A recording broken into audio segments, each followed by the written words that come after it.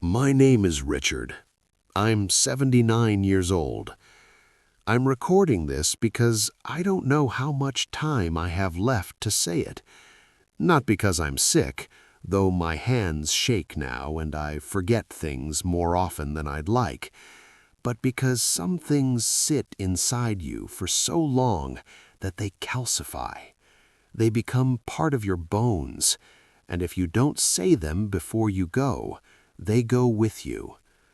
This is about a goodbye I never got to take back. It happened 43 years ago, but I can still see it like it was this morning. I grew up in a small town in Pennsylvania, the kind of place where everyone knew your name, your family, your business. My father worked at the steel mill. My mother kept the house. I had one brother, Danny, 2 years younger than me. We were close when we were kids, not in the way people talk about now, where brothers are best friends, but we were close in the way that mattered. We knew each other. We didn't have to explain things. Danny was quieter than me, softer. He liked books. He liked music. He'd sit in his room for hours with the door closed, listening to records I didn't understand.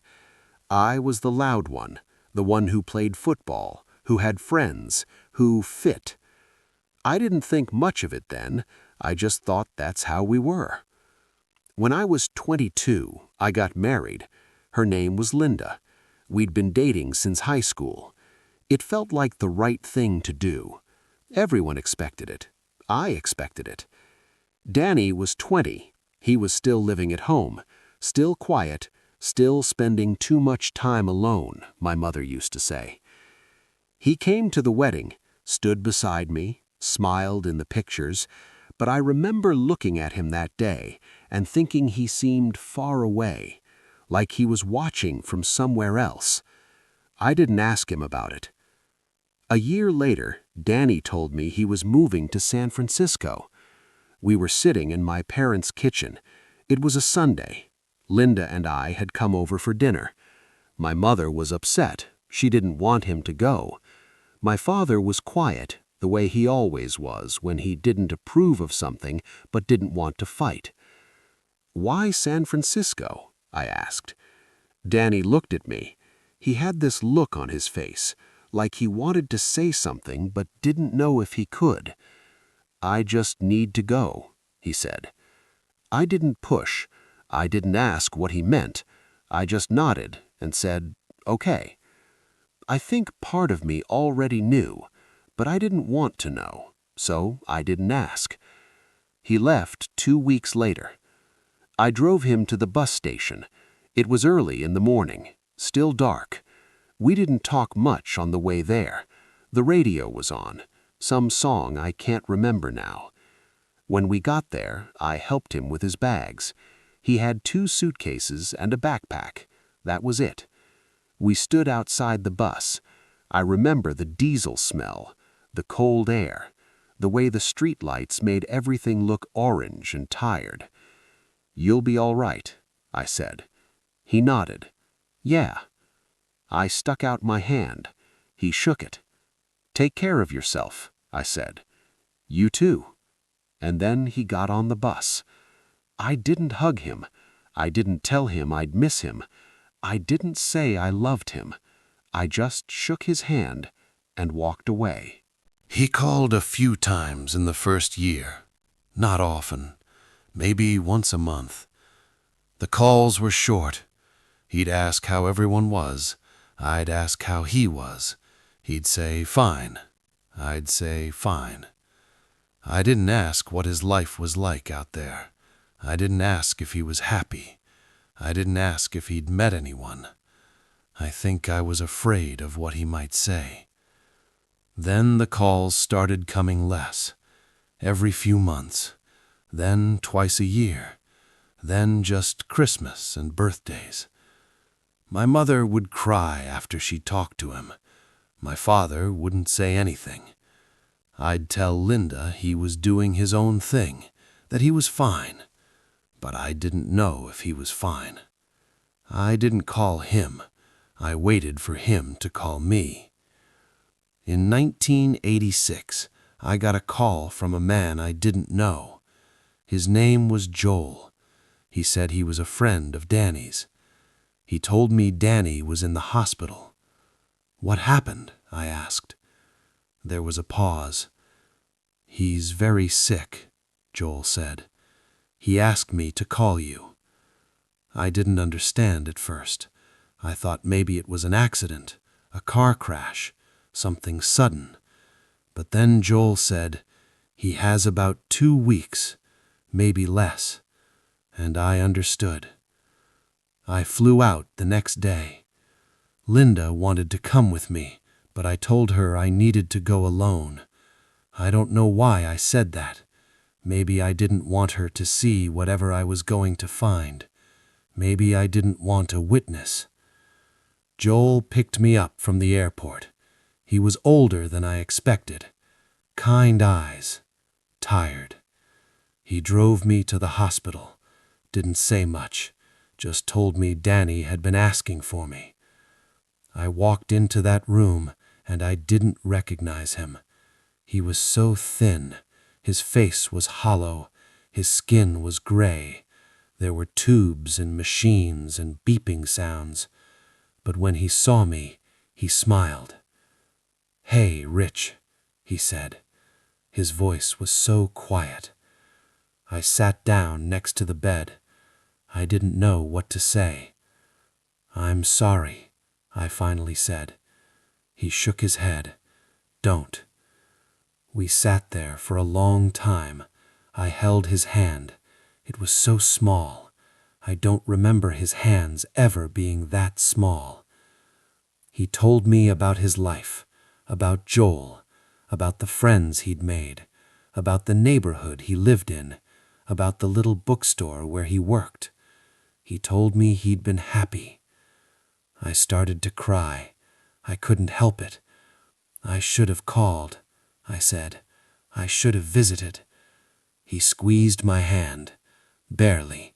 He didn't have much strength left. "You're here now," he said. But I wasn't. Not really. I was 43 years too late. I stayed for a week. I sat with him every day. Joel would come in the evenings. A few other friends stopped by. People I didn't know. People who loved my brother in ways I never got the chance to. They told me stories about how Danny volunteered at a community center, how he mentored younger men who were struggling, how he had this way of making people feel seen. I listened, and I realized I didn't know him at all. Not the real him, not the person he became after he left. I only knew the version of him I'd allowed myself to see. The quiet kid in the bedroom, the one I didn't ask questions about. On the 6th day, he asked me something. "Do you remember the day you drove me to the bus station?" I nodded. "Yeah. I wanted to tell you something that day," he said, "but I didn't think you wanted to hear it." I felt my throat tighten. "I wanted to tell you I was scared," he said. "I wanted to tell you I didn't know if I was going to be okay. I wanted you to tell me it was all right, that I was still your brother." I couldn't speak. "But you shook my hand," he said, "and I thought maybe you already knew, and maybe you didn't want me anymore." I broke. I put my head down on the bed and I sobbed. I told him I was sorry. I told him I didn't know. I told him I loved him. I told him I should have said it 40 years ago. He put his hand on my head, barely touched me, but I felt it. "It's okay," he whispered. "I know now." But it wasn't okay, because I'd had 40 years to say it, and I didn't. He died 2 days later. I was there. So was Joel. We were holding his hands.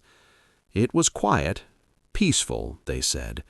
But all I could think about was that bus station, that handshake, that goodbye I never got to take back. I went to his funeral, met his friends, saw the life he'd built, the community that loved him. I gave a short speech. I don't remember what I said. Something about how he was a good person, how I wished I'd known him better. Joel hugged me afterward. He said, "He talked about you a lot. He loved you." I nodded, but I didn't believe it, not the way I should have. I flew home. I went back to work, back to my life. Linda asked how I was. I said I was fine, but I wasn't. For years, I replayed that morning, the bus station, the handshake, the way I turned and walked away. I thought about all the calls I didn't make, all the questions I didn't ask, all the times I could have said, "I love you, you're my brother, nothing changes that." But I didn't, because I was afraid of what people would think, afraid of what it meant, afraid of something I couldn't even name. And that fear cost me 40 years with my brother. People tell me I shouldn't blame myself, that it was a different time, that I didn't know. But I did know. I knew he needed me. I knew he was scared. I knew that handshake wasn't enough. I just chose not to see it. I'm 79 now. Linda passed away 3 years ago. My kids are grown. I have grandchildren who barely know me. I live alone in the same house we bought when we got married. It's quiet now. Too quiet. I think about Danny every day. I wonder what he would have been like at 77, if we would have sat together and talked about our lives, if we would have laughed about the things we didn't understand when we were young. I wonder if he forgave me, really forgave me. Joel sends me a card every year on Danny's birthday. He's in his 80s now, still kind, still remembering. I write back. I thank him for loving my brother when I didn't know how. There's a photo I keep on my desk. It's from my wedding. Danny's standing next to me. We're both smiling, but if you look closely, you can see it, that distance in his eyes. He was already leaving, and I was already letting him go. I don't know why I'm telling you this. Maybe because I hope someone out there is standing at a bus station right now, shaking someone's hand when they should be holding on.